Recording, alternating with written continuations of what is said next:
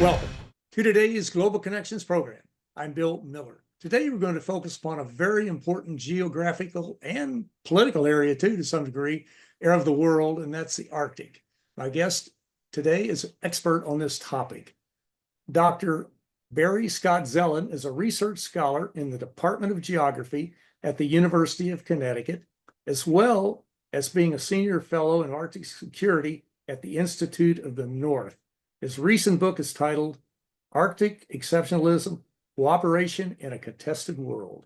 Dr. Barry Zellen, welcome to today's Global Connections program. Thank you. It's a pleasure to be here, and I appreciate the opportunity to talk about my newest book. There you go. Hold it up. Show and tell, as they say. Show and tell. That's very, very good. Well, we're going to get into your book in just a minute, but just sort of lay it out and clarify.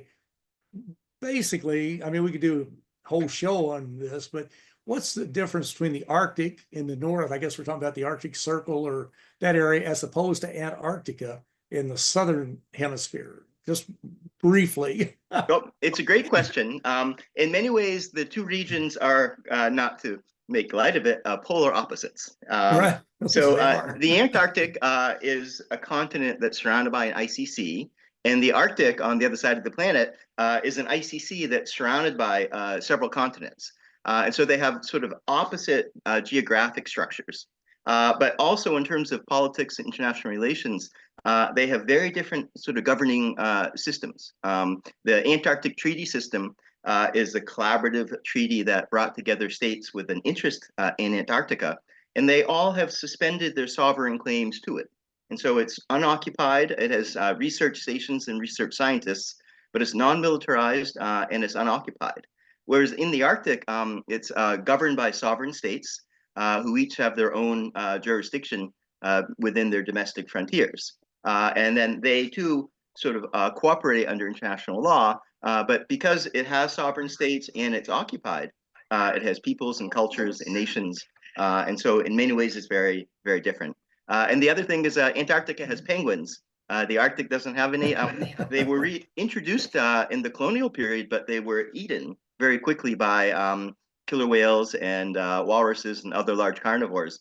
So they never took root. So it's neat that you have them in the south, but not in the far north.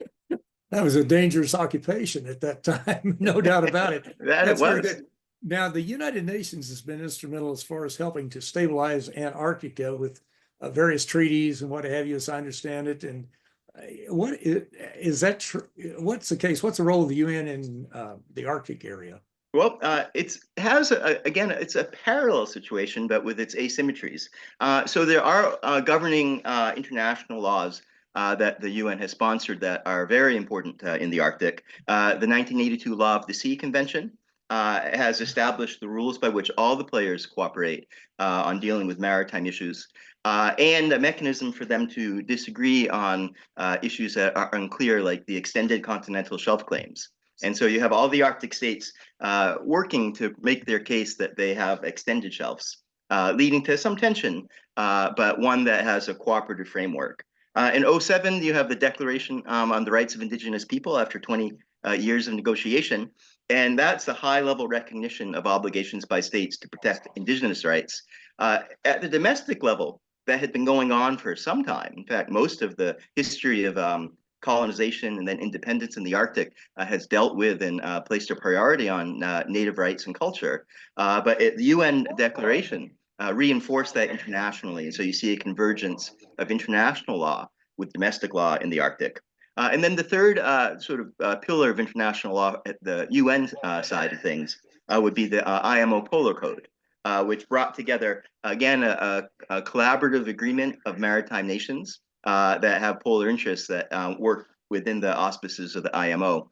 And so you do have a framework of international cooperation in those three cases, but you also see counterbalancing with domestic law because you have the presence of sovereign states. And so you have sort of this second pillar of domestic interest. And you need to find a way to keep in alignment the international mechanisms and the domestic mechanisms as we see in other parts of the world. Exactly. And you mentioned IMO, the International Maritime Organization. Mm-hmm. Is that what you're talking about? Okay, yes. fine. All right, very good. Well, before I forget it, let me mention your website, www.barryzellen.com, if our viewers would like more information on what we're talking about today. Well, let's dive right into your book. What is the Arctic? What is Arctic exceptionalism? That is the question that has been defining my life for the last 2 years. Up until 2022, just a couple of years ago, Arctic exceptionalism was widely understood to reflect the reality of Arctic international relations as inherently cooperative and as moderated by geography and climate.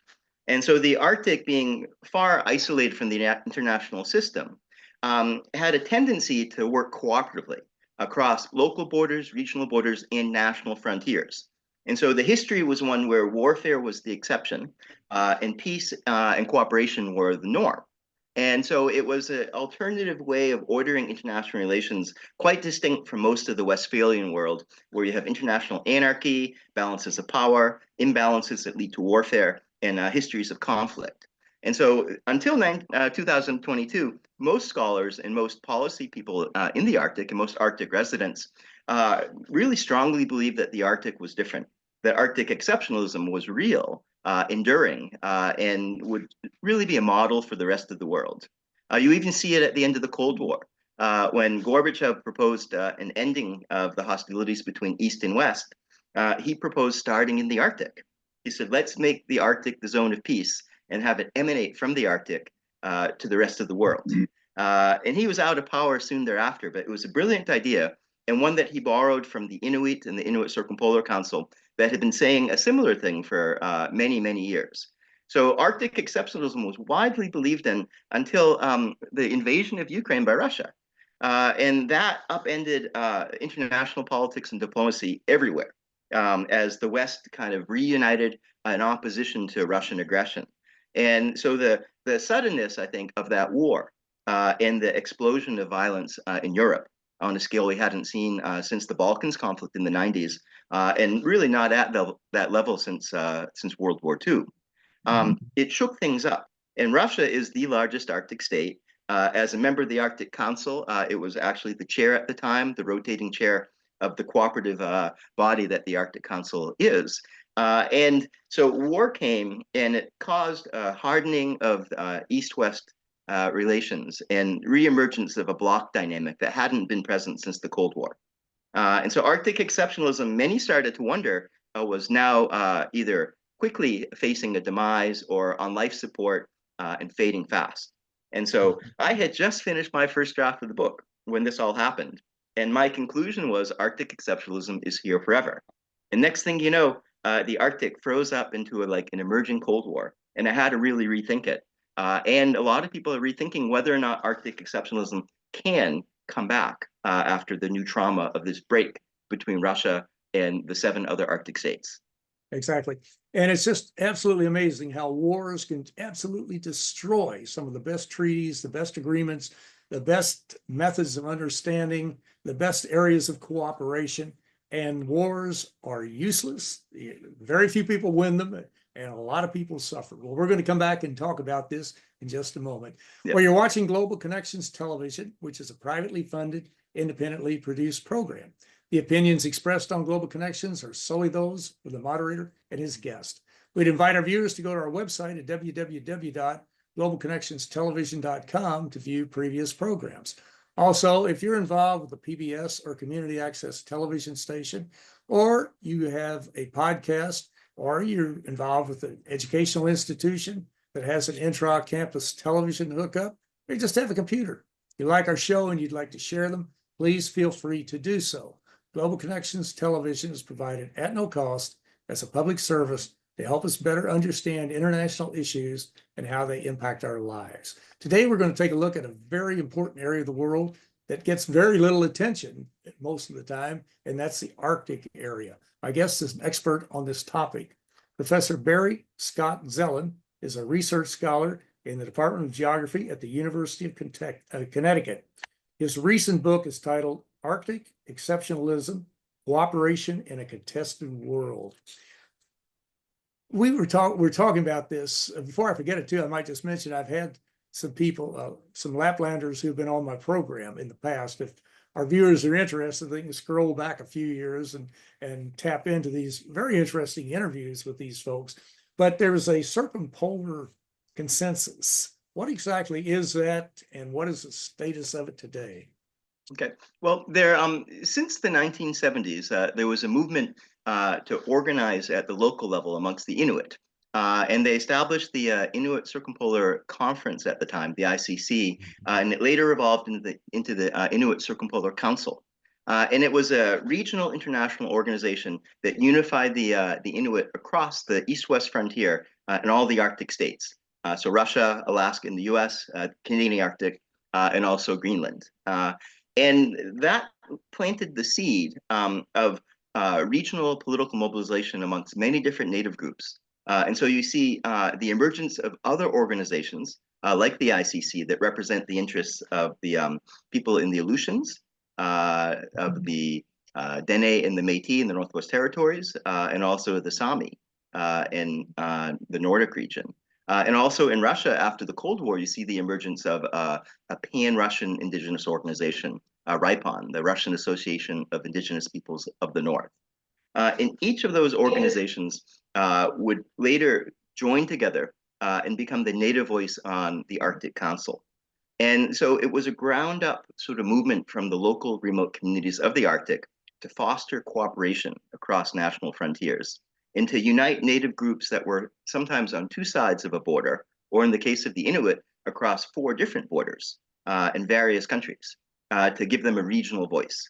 And so that's happening at the local and the indigenous side. And then on the state side, you see a similar movement as the Cold War ended to reach across the Arctic, as I mentioned earlier, with Mikhail Gorbachev himself calling for the Arctic to serve as the off-ramp of the Cold War in a zone of peace. So the Arctic states in 1991, as the Cold War ended, they became the kernel of the Arctic Council. It was the Arctic Environmental Protection Strategy, or AEPS. And the Arctic states and these emergent Native organizations came together, formed an international organization dedicated to preserving the Arctic environment and protecting it from pollution, nuclear risk, and other environmental challenges. And between 1991 and 1996, this AEPS gained momentum and power, and it evolved into the Arctic Council, an international intergovernmental forum of Arctic states and Native peoples. And it has a fascinating membership because you have the states of the Arctic as the formal members that make decisions, but they make all their decisions in coordination with the Native organizations, which are called permanent participants. So they're not state members, but they're at the table with the state members, and they're partners in the decision-making that takes place at the Arctic Council. So the consensus that unites the Arctic from east to west is a consensus that is integration of indigenous voices and the former colonial voices that evolved into settler states that became the modern states that govern the Arctic. And so you have state-tribe collaboration across borders, creating an environment of listening and understanding and a mixture of traditional Native knowledge with modern scientific knowledge. And so all decision-making and governance at the Arctic Council is through that collaborative voice between the indigenous community and the states that govern over those traditional territories. So it's quite distinct for the world. And it's a fascinating model because it recognizes that within the states and across the state boundaries are peoples whose voices and aspirations need to become part of the decision-making calculations that they have. And it can't be like colonial decision-making was in centuries past. You can't just roll into a new part of the world and claim it for sovereign. To effectively govern, you have to govern in partnership with the local and indigenous peoples of that region. And so for me, that's the core of the Arctic consensus, is this distinct reconciliation that has taken place between indigenous peoples and modern states. So it's quite a powerful consensus. It certainly is. And perhaps this could be a model or a prototype for other countries and other areas of the world as to how to peacefully discuss your differences when you bring peoples from different cultures, different societies with different mores, folkways, traditions, and what have you together to solve their problems peacefully. You mentioned the states. What are the countries that are actually participating at the table in discussion? You mentioned Inuit people, Samis, and folks like that, but which countries are actually at the table? So the countries that are the 8 state members, the largest is Russia, which covers half the territory of the Arctic and 3/4 of the economy and the largest population as well. And then the smallest would be Greenland, which is a constituent component of Denmark. So it's the Arctic territory of a European state. In many ways, it's one of the last colonies of the Arctic because it has regional self-government, but it's within the domestic context. So it's not independent, but it's largely autonomous. And then next to Greenland, you have Iceland, which is an independent state. Former Viking settlers that worked their way out there in the Middle Ages established a democracy early on and then thrived as a distinct polity. And with the comings and goings of great power conflict, Iceland has sort of had its challenges during the war years, but as part of NATO and a member of the West, it's a little state, 300,000 people, but it too is kind of a model for the Arctic because it's a microstate, quite a contrast to this vast continental state of Russia, with nearly 200 million people versus 300,000 in Iceland. So you have this amazing range and scale of state diversity. And then adjacent to Greenland and Iceland, you have Canada, which is, I guess you could call it the second largest Arctic state. It has a vast Arctic archipelago, but with a relatively tiny population, maybe 30 or 40,000 people spread across about a third of the Canadian landmass. And all of the high Arctic of North America is in Canada. And then next door is Alaska. And so over in Europe, you have the Nordic states of Norway, Sweden, and Finland. So those three Nordic states plus Russia, and then on the other side are the North American states, or one straddler, Iceland, which is right on the plate interface between the Atlantic and the American plate. So you have Iceland, Greenland, Canada, and the US on the other side. So essentially 4 North American states and 4 European or Eurasian states. And those are all the states along the top of the world. Yes, they are, right. Yes. And you mentioned Iceland. Iceland has really been a model to a large degree on how you have a functioning democracy. That's number one, which we seem to have a problem with that in the United States. Secondly, we're still working on it, aren't we? Yeah, I'm telling you. And secondly, they have gotten off of fossil fuels. They have clean energy. They're very fortunate in they have underground geysers or whatever and that type of thing, which is very helpful. Not every country is fortunate to have that, but they're certainly a model country in a large degree, I think. But it's very important. Well, what about you're talking about the Cold War in a cold area of the world. What about what's going on right now? And I know it's very difficult to deal with in about 3 minutes or 4, whatever, between NATO and the role NATO plays in Ukraine right now, and also the tensions with China and the tensions with Russia. How does all this saber rattling tie into what you're talking about today? Well, as I had mentioned at the start of our conversation, my book was conceived and emerged just before 2022. So 2 years ago. I was in Iceland when I wrote the first draft. I had a Fulbright scholarship and I was resident in Akureyri in northern Iceland. And so it was my first time actually living there for an extended period. And it coincided with the pandemic, which was, a challenging time for the whole planet and all of humanity. And it gave me an opportunity. I was essentially forced through lockdown to hunker down and do a deep dive in sort of Arctic history. But doing it with this great privilege of seeing Iceland close up, which, as you mentioned, was an amazing state with geothermal energy and feisty independence and a long history of democracy. And so the Arctic, if you look at all the states, is mostly democratic. And they follow in that long tradition of Iceland being democratic polities, part of the West. And up until 2 years ago, 5 of them were NATO members. And so they had alliance solidarity. You have Norway essentially on Russia's door, the gateway to Murmansk and sort of the principal environment for containing Russian naval power at the end of the Cold War. You have Iceland in the high North Atlantic, which is basically on the other side of the Greenland, Iceland, UK gap. So a strategic node in the high North Atlantic that was essential for Atlantic security. You have Greenland, which is through Denmark, also a NATO state and a democracy, and Canada and America, whose partnership in NORAD also is reflected in their partnership as NATO members. And so much of the Arctic was democratic. And in addition to that, you had not just Norway, but you have non-NATO member at the time, Finland and Sweden. And so you have this democratic club of states that were closely allied with shared history, shared norms, and those with native populations, a shared commitment to indigenous reconciliation. But on the other side of the equation, you have the former remnants of the Soviet Union, the Russian state. And Russia made amazing advances at the end of the Cold War toward Western integration, but its journey toward democracy was much slower. And it really, in many ways, came to a standstill. And so Russia today, while it has many democratic institutions, you see those institutions stretched. So you see a return of repression, you see dissidents being arrested, some assassinated, forced into exile. And so Russia today bears a resemblance in many unfortunate ways to the Soviet Union in the Cold War. And so this transition back for Russia toward not pure totalitarianism, but authoritarianism has been a step back for the Arctic in terms of this joint journey toward democracy.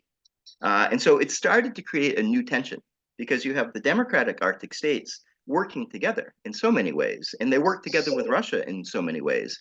But after the events of 2014, where you see a resurgent Russia getting militarily involved in its backyard once again, with incursions into Georgia, the annexation of Crimea, and then its hybrid invasion of East Ukraine, it planted the seed for what happened in 2022 with the re-eruption of major war. But in 2014, when this started, there were so many efforts to keep Russia at the table and to maintain the cooperation that was circumpolar, that you really got another 8 years of peaceful cooperative Arctic, even as Putin's Russia was beginning to go to war again on European soil.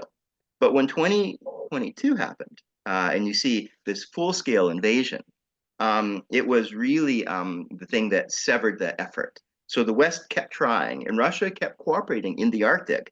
But outside of the Arctic, Russia was re-emerging as an aggressive state, and one that was crossing all sorts of red lines in terms of violating sovereignty of neighbors. And that basically scared the heck out of its neighbors, all of them. So Finland, that had a long, peaceful relationship with Russia, with the exception of the Winter War, where it lost 10% of its territory, it had found a way as a neutral, independent state to live side by side with Russia. Sweden, next door, also was neutral and able to maintain its own separate relationship with Russia, while they increased their cooperation with the West and became partners of the Partnership for Peace and began to integrate with NATO. But until 2022, a neutral Nordic region was still possible. And Russia at the table, cooperating with all these Arctic states who are democratic, was still possible.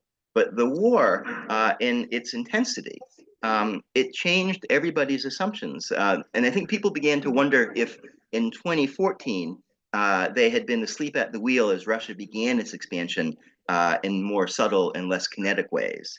And they continued to think, oh, Russia will come back to the table.